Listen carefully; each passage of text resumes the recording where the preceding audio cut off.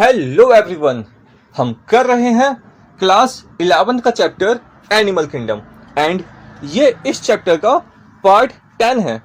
आज के वीडियो में हम पढ़ेंगे फाइलम इकाइनोडर्मेटा के बारे में। तो सबसे पहले हम देखते हैं इनके हैबिटेट एंड बॉडी ऑर्गेनाइजेशन के बारे में। तो जितने भी इकाइनोडर्म्स हैं वो हमें मैराइन एनवायरनमेंट में देखने को मिलते हैं। ऐसा कोई भी इक्वाइनोडर्म्स नहीं है जो हमें फ्रेश वाटर में देखने को मिले एंड इनमें organ system level of organisation देखने को मिलती है। नाउ इनमें सिमेट्री बहुत ही इंटरेस्टिंग है। जो एडल्ट इक्वाइनोडर्म्स हैं उनमें तो रेडियल सिमेट्री देखने को मिलती है, मगर जो लार्वल फॉर्म होते हैं उनमें बाइलेटरल सिमेट्री हमें देखने को मिलती है। नाउ अगर हम इनके बॉडी फीचर्स की बात करें तो जो इक्वाइनोडर्म्स होते हैं वो होते हैं triploblastic and coelomate animals and इनका जो एंडोस्केलेटन है वो बना होता है कैल्केरियस ऑस्सिकल्स से। कैल्केरियस का मतलब है कैल्शियम कार्बोनेट एंड ऑस्सिकल का मतलब हुआ small hard plate like structure and ये जो ऑक्सिकल्स हैं ये प्रोवाइड करते हैं protection and support to the echinoderms. Now ये जो ऑक्सिकल्स हैं वो जनरली स्पाइन्स बना लेते हैं, जिसकी वजह से जो इकाइनोडर्म्स की बॉडी है वो हमें स्पाइनी रफ दिखाई देती है एंड यहीं से इनका नाम पड़ा है इकाइनोडर्मेटा। देखो, इकाइनोडर्मेटा दो वर्ड से मिलकर बना है, इकाइनस एंड डर्मा। इकाइनस का मतलब होता है स्पाइनी एंड डर्मा का मतलब होता है स्किन।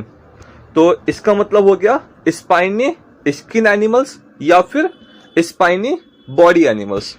यहां पे डायग्राम में भी हम देख सकते हैं स्पाइन्स। नाउ अगर हम डाइजेस्टिव सिस्टम की बात करें तो इनमें कंप्लीट डाइजेस्टिव ट्रैक्ट हमें देखने को मिलता है। जब हमने कहा कंप्लीट डाइजेस्टिव ट्रैक्ट तो इसका मतलब है कि यहां पर हमें दो ओपनिंग देखने को मिलेंगी।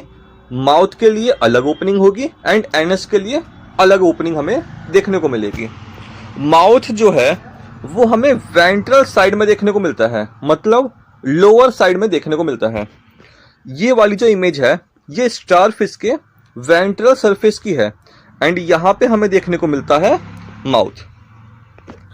जो दूसरी इमेज है ये डॉर्सल सरफेस की है एंड डॉर्सल सरफेस पे हमें देखने को मिलता है एनस।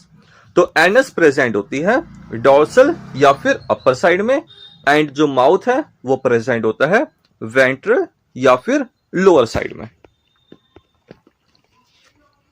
नाउ सबसे यूनिक फीचर जो इकाइनोडर्मेटा का है वो है कि इनमें हमें वाटर वेस्कुलर सिस्टम देखने को मिलता है। नाउ वाटर वेस्कुलर सिस्टम में क्या क्या प्रेजेंट होते हैं तो इसमें प्रेजेंट है मेडिपोराइट्स, जिसमें पोर्स होते हैं जिसके थ्रू जो वाटर है वो अंदर जाता है। इसके बाद हमें दिखाई देती हैं स्टोन कैनाल जो कि कनेक्ट होती हैं रिंग कैनाल से। ये है रिंग कैनाल। रिंग कैनाल से निकल रही है radial canal and radial canal से निकल रही हैं लेटरल कैनाल एंड फाइनली हमें एक स्ट्रक्चर दिखाई देता है लास्ट में जो कि है tube foot. Now tube foot को हम तीन रीजन में डिवाइड कर सकते हैं, ampulla, podium and sucker.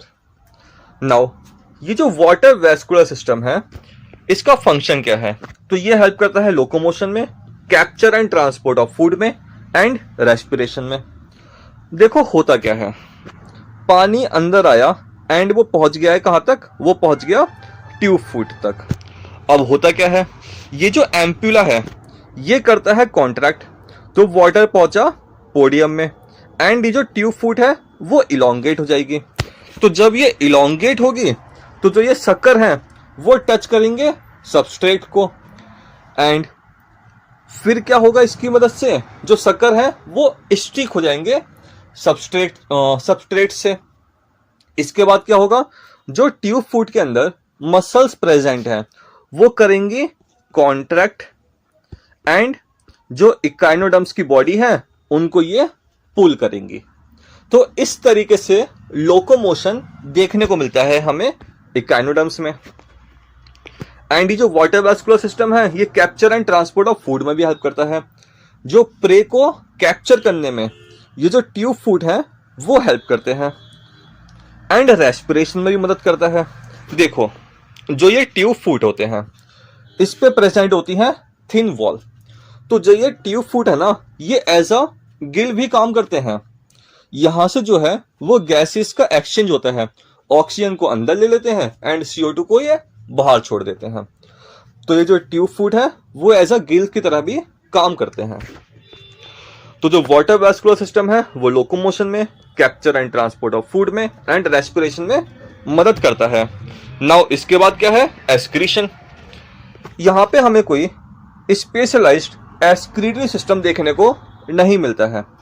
Now reproduction की अगर हम बात करें तो सेक्सेस होते हैं सेपरेट, मतलब मेल एंड फीमेल अलग अलग हमें दिखाई देंगे।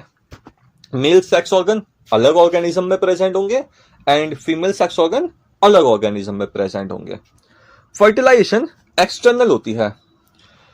जो स्पर्म है एंड ओवा है वो बॉडी से निकलेंगे बाहर एंड फर्टिलाइजेशन हमें वाटर के अंदर देखने को मिलती है, मतलब फर्टिलाइजेशन एक्सटर्नल है। डेवलपमेंट इनडायरेक्ट होती है एंड इनमें हमें फ्री स्विमिंग लार्वा देखने को मिलते हैं, मतलब जो ये लार्वा है वो एक्टिवली स्विमिंग कर सकते हैं। नाउ एंड में हमारे पास कुछ एग्जाम्पल आ गए। यहां पे साइंटिफिक नेम है एंड यहां पर हमें कॉमन नेम दे रखे हैं। तो सबसे पहले साइंटिफिक नेम है एस्टेरियस, जिसका कॉमन नेम है स्टारफिश। आपने टीवी में, मूवीज वगैरह में देखी होंगी ये। देन इकाइनस, जिसको हम कहते हैं कॉमनली सी अर्चिन। देन एंटीडोन, जिसको हम कॉमनली कहते हैं सी लिली। देन कुकमेरिया, जिसको हम कॉमनली कहते हैं सी कुकम्बर। एंड देन ऑफ्यूरा, जिसको हम कॉमनली कहते हैं ब्रिटल स्टार। नाउ एंड में आपके लिए दो क्वेश्चन है। क्वेश्चन नंबर 1 है साइंटिफिक नेम बताना है स्टारफिश का, एंड क्वेश्चन नंबर 2 है choose the animals that belong to phylum Echinodermata. तो यहां पर ऑप्शन आपको दे रखे हैं एंड हमें वो ऑप्शन चूज करना है कि जिसमें जो जितने भी ऑर्गेनिज्म है वो हमें फाइलम इकानोडर्मेटा के अंदर देखने को मिलते हो।